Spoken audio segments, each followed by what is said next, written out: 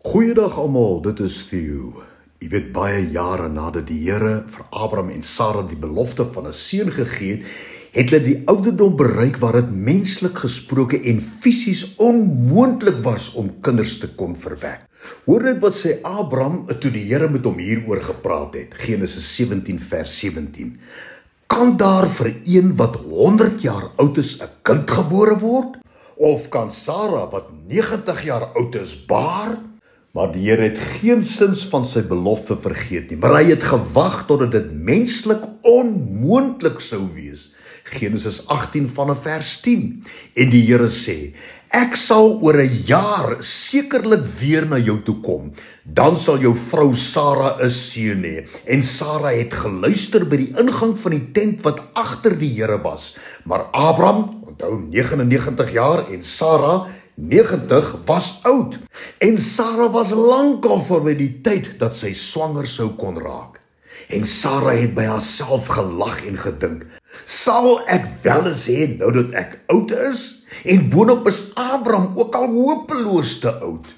Nou alhoewel dit Sarah se begeerte was om 'n seun te kon hê, het sy geweet dat daar menslik gesproke geen manier was om enigstens swanger te raak nie. Daarom het sy gelag. Jy weet, in die realiteit was dat menslik gesproke was dit onmoontlik om op hulle ouderdom 'n kind te kon hê.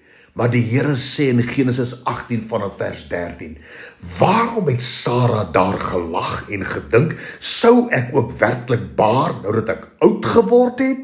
Sou iets vir die Here te wonderbaar wees? Hierdie tyd oor 'n jaar sal ek na jou terugkom en Sarah sal 'n seun hê.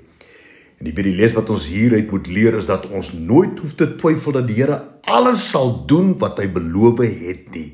Ons moet maar net altyd, ongeag of iets menslik onmoontlik is, bly glo in die Here se wonderbaarlike, onbeperkte krag om die onmoontlike moontlik te maak.